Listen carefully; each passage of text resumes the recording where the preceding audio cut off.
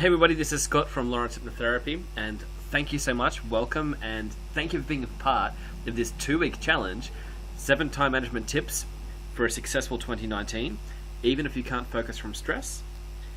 In this challenge, we're going to be working with you in this group to help you get your stuff done. For most of you, it's business. For almost all of you, it's business. It's that 6-figure income, whether you're a hypnotherapist, an NLP master, a psychologist, or an expert in some way, where you help people that your mission is to make the world a better place through your expertise, through what you know, through what it is that you've learned about how to make someone else's life better, whether you're helping them with business, whether you're helping them with their health, whether you're helping them with their happiness, whether you're helping them with their relationships, whatever it is that you're helping them with. This is a time-saving course which is going to super focus you for the rest of the year. And so over the next 2 weeks, the challenge is really in sticking to it, staying focused, because there are distractions. There's arguments, there's, culture wars, there's substance abuse, there's procrastination, just all these different things that keep popping up, and we're in a world that's just getting noisier. And as the world gets noisier, it becomes more and more important that your responsibility is to decide where you're going to spend your focus. Where are you going to give that focus? Because if you give it away to something that doesn't serve you and your progression, it sort of destroys you in a way, because then you don't progress. Whereas when you can harness yourself and you can say on this 3-step process, you can probably see the lesson plan there that we're going to get into, including the Tim Urban stuff, which is one of my favorites. This stuff is going to really, really help to expose exactly what the needle movers are that you need to make sure that you're getting to the other side. So let's get straight into this. So thank you so much for being a part of this. But why not start with Alice in Wonderland? Why are you here? And so I love this part of the story where she's walking along this path. You can see that there's a path that goes here and there and there and there. It goes in all these different directions. And she comes to this cat, the Chester cat. Basically, it must be the expert. It's from these parts. It's the local. It knows where it's going. And so Alice basically asks, well, where do I go? And the cat basically says back, well, that depends. Where are you headed? Where do you want to end up? And she's gone, well, I don't really much mind. And he said, well, then I guess that doesn't really then make much difference, does it? And so this is the mindset that a lot of people come from, that they jump on a journey, but they're not really sure where they want to go. And so that's where we're going to get you straight into the GPS system, goal, plan, schedule, where first, when it comes to the goals, we're going to get more specific about the problem, path to promise, and then the promised land.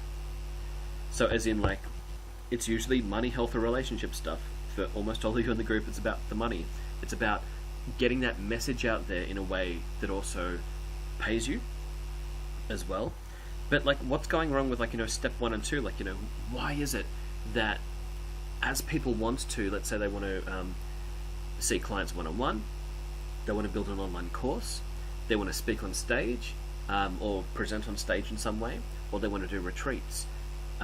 Some people get it done and some don't. What's going wrong with this step 1 and 2 and every step after it? The first thing that people really need is a clear goal. What do you actually want? And people are often very non-specific about this goal, which means that they'll never quite get the traction. They haven't made a decision yet. As in, well, if it's to do something on stage, pick a date, pick a location. That is enough to start. If it's an online course, pick a date, pick a topic, pick a general size or market or problem that you're going to fix. If it's one-on-one stuff, pick a problem that you solve for people, and then pick some general pillars that you help them get through in order to get to the other side, and pick a price. They almost all start with P. There's the problem you help with, the promise that you make, the pillars you take them through. It's not that hard. So today is really just kind of the introduction to this, where you're going to feel the energy of what it is that we're going to be asking you to do when you focus on doing the exact steps to get you to where you want to be. The next part after the goal, so in the GPS system, so after the goals, there's the strategy. What actually works to get you there? We've helped people with so many things, mainly business, I've been a lecturer at the Academy of Hypnotic Science. I've been, teaching the diploma stuff there, the business stuff there. I've been on the Hamish and Andy show in my first year of business. And those are things that happened because, not because I worked so much harder than everybody else, which tends to be what people tend to think happens. People can work very, very hard, but if their strategy's not working, their strategy's not working.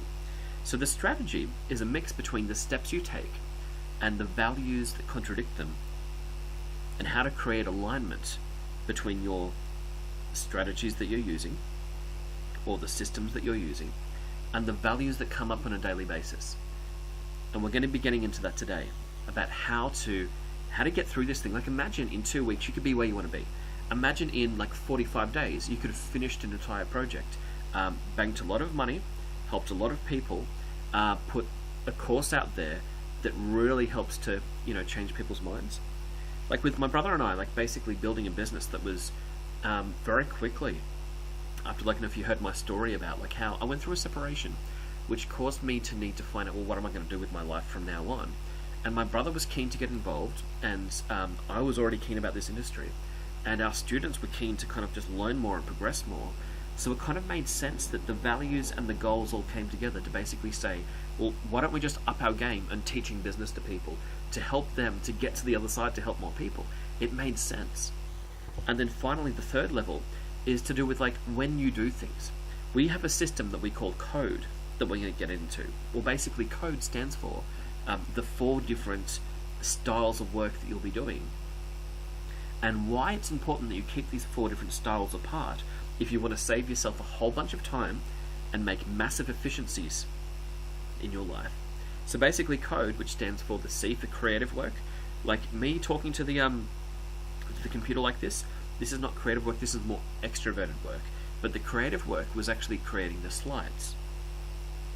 When I do creative work, when I schedule creative work, I make sure that I'm doing it at a time when there's no other people around. You're not supposed to do creative work when there's other people around. It gets in your way. So in code, C stands for creative, O, which stands for organizational stuff, as in admin. Do I have enough tissues and toilet paper at home? Do I have enough food in the fridge? Do I have enough petrol in the tank of the car? And have I answered my emails? Have I paid my bills? Have I replied to all of my calls? Have I just checked the basics? So O is for organizational stuff. And you can do that alone as well. You don't need other people around, but you keep it away from the creative work, because the creative work is where your brain basically loves to be expansive.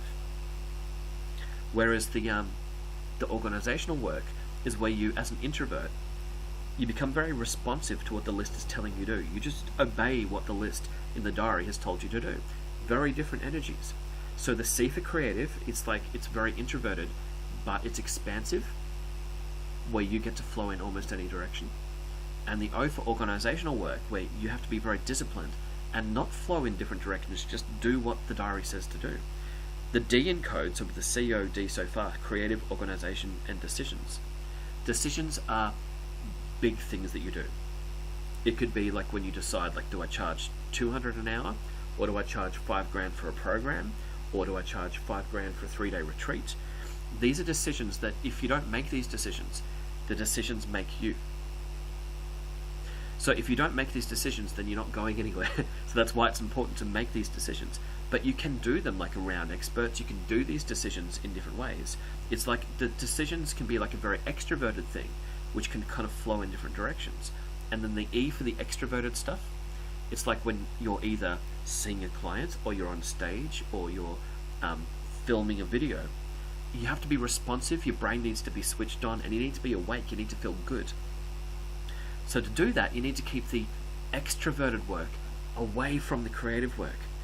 You can't basically write an ebook while seeing a client at the same time. You can't write an ebook and speak on stage while doing the weekly shopping and answering emails. So code, the creative, the organizational, the decisions, and the extroverted stuff, we're going to go through this with you, because this is not a course where you just watch it and you go, thank you for that, great, now I'm going to dump it forever and make it shelf help. We're going to be getting you to do these exercises. That's why at the end of every video we have exercises, homework for you to do. So the GPS system for the goals, the strategies, and then the schedule.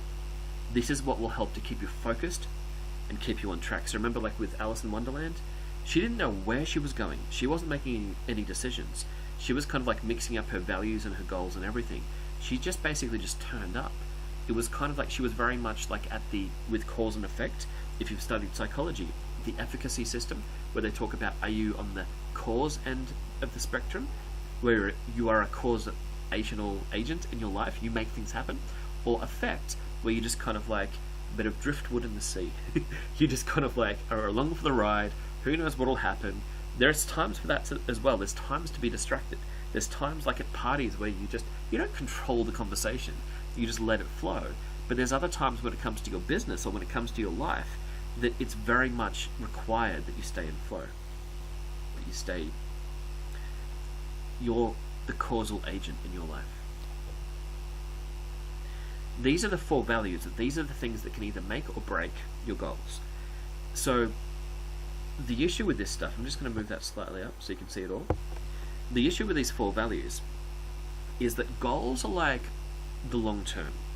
So if we kind of go, well, you've got the compass, which tells you, like your GPS system, it tells you where you're going to go, but your values are kind of like the engine that drive you. And so even though you've made these great decisions, you're like, yeah, great, I'm going to be this great lecturer on stage, or this seminar leader on stage, that's really great. I'm going to have online courses, I'm going to have all these things. That's your GPS, tells you where to go. But if the engine's not going, then you're not going to get there. And so we've broken it down into these parts for you, where basically these 4 quadrants. So one way of looking at this, like flow, energy, alignment, and passion, if you've seen other ebooks that we've had where we talk to addicts about their emotions, we've broken this down differently to the A, B, C, and D system of achievement, breaks, connection, and discovery. But we also call it flow, energy, alignment, and passion, because it's just as you get a little bit more into the psychology and like how you're applying it, you tend to become a little bit more generic to try to include everybody in your system. But this is also very specific for you. Like, these are going to be exact things that you need to include in your life, and you'll see exactly straight away how, if these things aren't included in your life, how your GPS system falls over because the engine's not there. So getting into it, flow.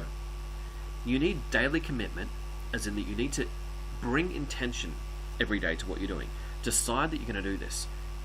It may sound, again, like common sense, like just preaching common sense, but again, it's not common practice, or it's not often done. Daily commitment is when you actually have to tell yourself, that's it, I'm doing this. Bring intention and say, well, if I'm going to build this 6-figure business, I'm doing it. Versus people who might then say, oh, I don't know if I'm ready, or I don't know if now's the time, or I don't know if I'm good enough, imposter syndrome, all of those issues. Daily lists, which we'll get into code more, and daily exercise. If you don't move your body, then you haven't really started your day. This daily exercise doesn't mean that you have to go to the gym, but you need to do something that moves your body. Lifting something or doing some cardio, lifting tends to be a little bit better as a wake-up tool, but something that moves your body will get you into flow. So if you don't have daily lists, here's like what the issue is in flow, is that people can go to a seminar and get a framework. Then they go to another seminar and get another framework. And they go to another, they read another book, they need another book, they get another book. And then they don't have a daily to-do list. Their GPS system is not in place because they've just got so many like systems and parts of systems and buckets of thoughts and ideas just flowing and bouncing around their head that they don't know how to spend their day. When my brother and I, when we write everything down, we bring a clipboard with us when we go someplace, whether we're going to film or whether we're going to just have a cafe meeting or whatever we're doing.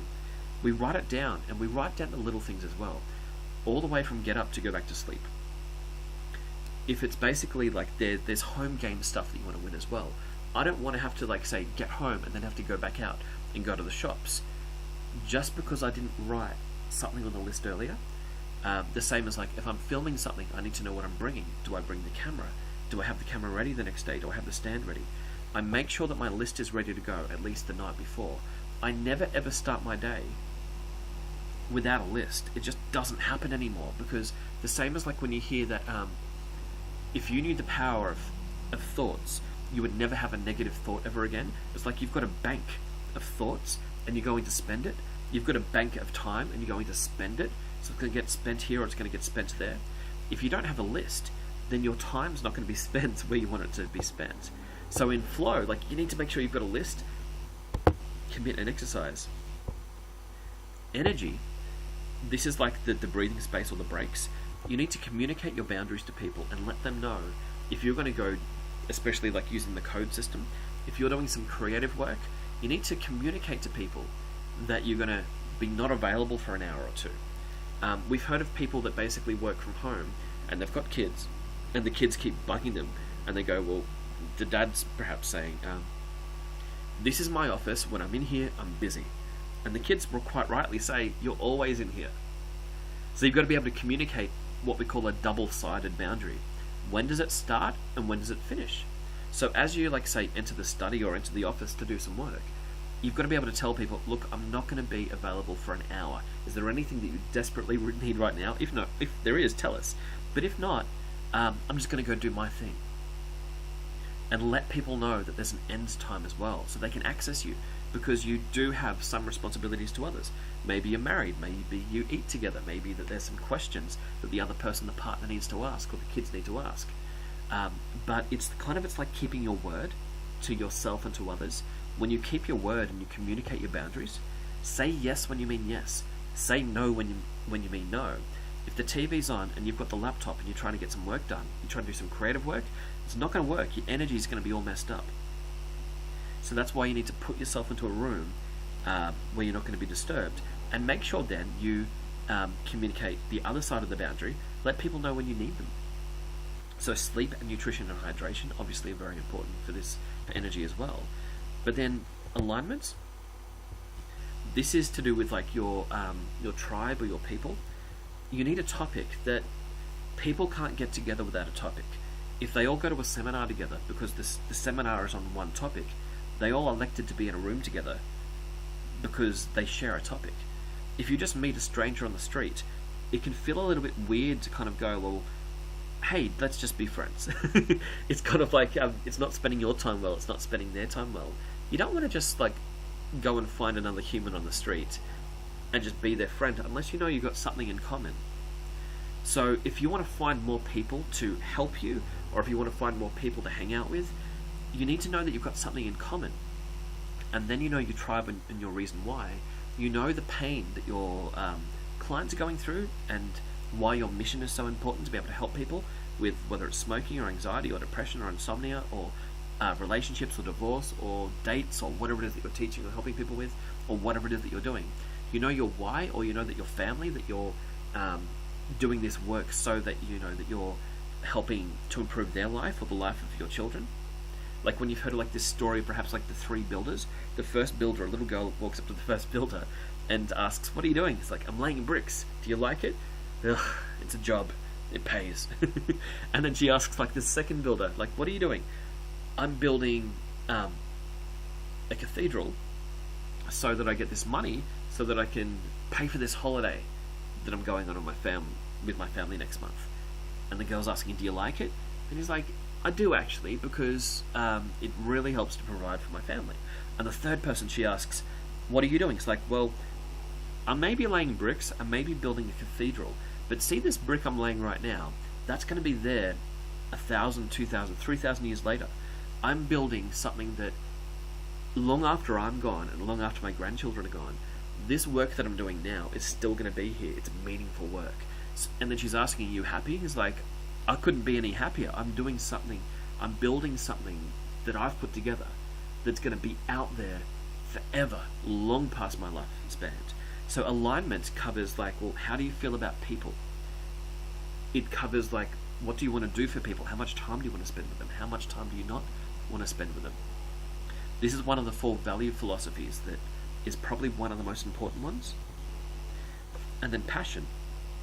It's about reward. So if you're not getting anything back for yourself, like if you're not planning rewards, then you're going to be looking for low-hanging fruit. And if you haven't planned novelty to spice things up, then things are going to get old. If you're not learning new things, you're going to lose passion, if that makes sense. And it has to be planned, because if it's not planned, it becomes low-hanging fruit. It becomes the substance, it becomes the abuse, it becomes the social media culture war debate online. It becomes basically wasting time on things where you're not really creating an outcome. That's why it's about staying focused on these 4 values. Now let's see the combination values. That, like with flow and energy, if you're writing lists and you're communicating your boundaries, you can be at cause. But people who are at effect, the people who aren't doing so well success-wise, they're not writing lists. They don't know what they're doing each day. They have no sense of flow with one project that flows to the next, because it's not written down. Or they're not communicating their boundaries. So even if they do write their stuff down, they can't get any space to themselves to do it, because the other evil entity in the house, or the other evil person, they're not evil, but the person that basically just keeps bugging them, they're not a mind reader. They don't know that you need some space. Another one, when flow comes together with alignment, there's agreement, or else there's expectation. The worst thing a person can do to you is violate your expectations. But in the case of the way we're using this word expectation, it's the opposite of an agreement in this case, because relationships can have either agreements where the other party actually did agree, or an expectation where you just want them to do things. They let you down when they never actually agreed not to let you down. It's like expecting someone to pick you up at the airport when you never asked them to.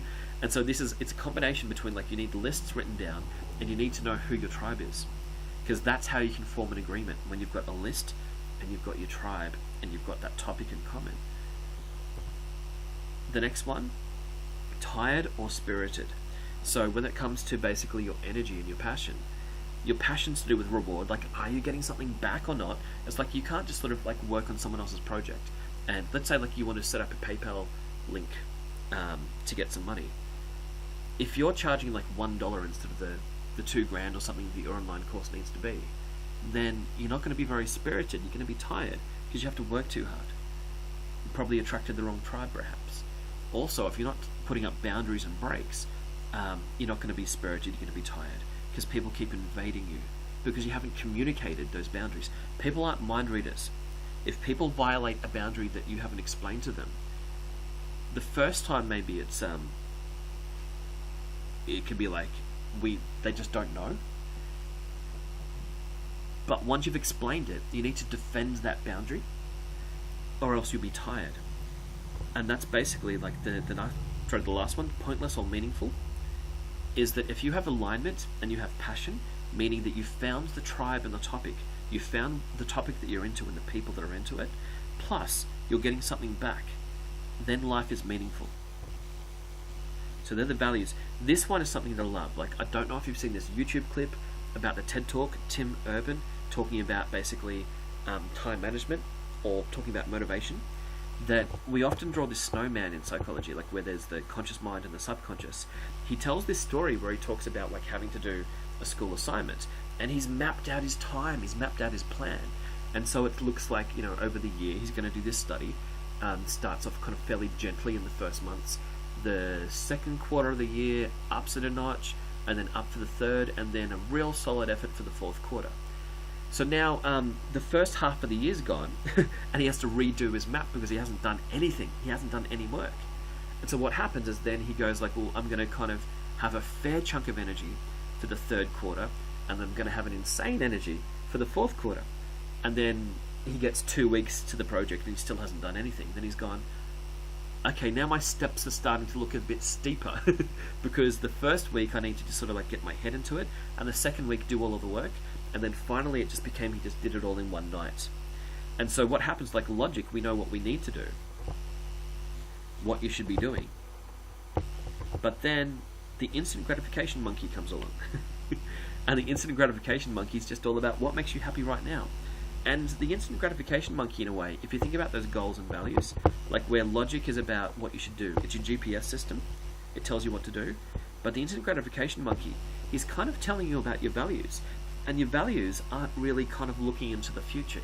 It's not connected to your GPS, but the instant gratification monkey is still kind of, he's your engine, or she's your engine, or whatever pronoun might be used, but it's like that it's about what do I want to do right now, Would I prefer to drink? Would I prefer to have a coffee? Would I prefer to have a cigarette? Would I prefer to get involved in an online argument of some kind?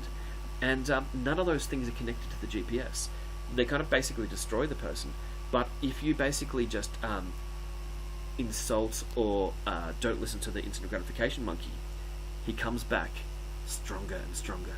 You can't get rid of the instant gratification monkey, because all that instant gratification monkey cares about is, like, you know, a little bit of, like, does it feel like flow? Does it feel like energy? Does it feel like alignment? If it feels like, then passion. He's not making plans to make sure those things are in place, but the instant gratification monkey knows when they're not in place.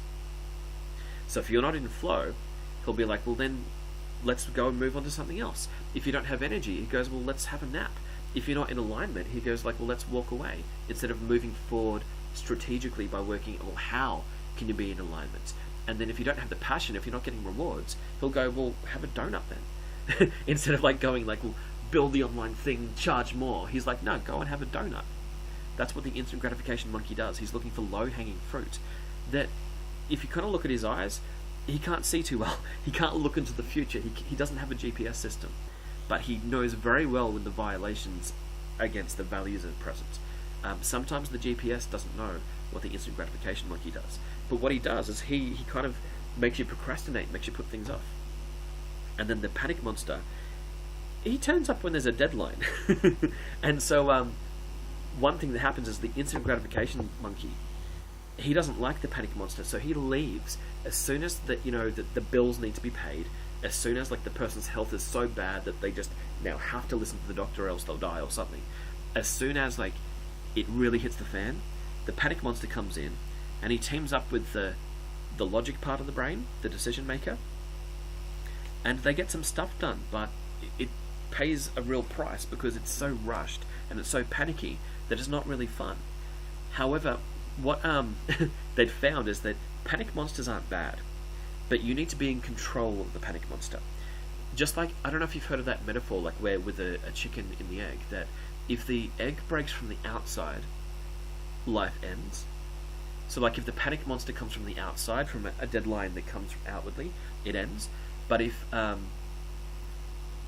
egg breaks from the inside, like the chick starts to kind of break through and can go and live its life, become a chicken now, life begins because it went through its own struggle, it broke the shell itself, and now it's on the outside.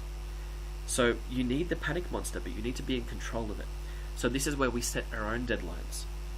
We don't have like, the bill companies or something telling us that we don't have enough money to put into our bills, because we have our own deadlines to do with the projects that we're doing. We're in control of them. We can change them, we can move them, because we're setting our own deadlines. You're always going to have a panic monster in your life, but if you're not in control of it, it means that someone else is in control of it. So it's so important to kind of have that whole big picture about it. It's that if you can set your own panic monster, then the instant gratification monkey and your logic can start working together, and we'll show you how. So next, this is the jump starter exercise. So whatever's in your way, let's say like you want to build that 6-figure business, online presence, or you want to have an online course, you want to be a speaker on stage, you want to see clients one-on-one. These are the 3 things that'll help you if you actually get a pen and paper. If you pause, I'll wait as long as you want. Get a pen and paper and do this. The first one is write down what your big goal is. So what do you want? Write it down. And then write down your first obstacle. What's stopping you? So again, like if it's setting up a PayPal button, what you need to do is write down like, I want the 6-figure income, but I can't because I don't know how to set up a PayPal button. The next thing you do is like fix your first obstacle, which could be, well, what is your first step? You might say, just write down in your diary, what I'm going to do is schedule for tomorrow some YouTube time where I'm going to look up how to set up a PayPal button, or I'm going to do a course, I'm going to join 6-figure Asset, I'm going to do whatever it takes to make sure that I've got the right information. I'm going to reach out to my coach, I'm going to do those things, and don't suffer in silence. So just going back to the 3, this really is a jump starter, that you can't get stuck if you follow through these 3 steps. You need to know what your big goal is, it needs to be written down. You need to then write down what's the thing stopping you from getting the big goal, and then write down what's the single action you're going to take in order to solve the first obstacle. And then repeat, just what's the second obstacle, what's your second fix, what's your third obstacle, what's your third fix. If you do that, you will get to the end of any obstacle. It's either you don't know how to do something, so your job becomes the fix, research how to do that thing. You go, well, I don't have any help with this. Well, I'm going to ask who wants to help me. I'm not going to keep badgering the same person who said no. I'm going to ask somebody else. I'm going to submit my work to someone else. And then I'd like to hear from you. Why are you here? So why did you join this group? And just thinking about it, like, well, it's you want to get this done. Have you had this goal for a long time? Have you not had it for a long time? Is your goal really important to you? Is your goal not very important to you? But why are you here? Like, what brought you here? Hopefully your goal is really important to you, or else you'd be in the wrong group. What have you been through that got you to this point? And what gets in your way? So is it that you find that you don't have the passion, that you tend to potentially not have the flow, the alignment? Is it the energy? The resources? Maybe like, I don't know how to set something up. We've helped over 3,000 people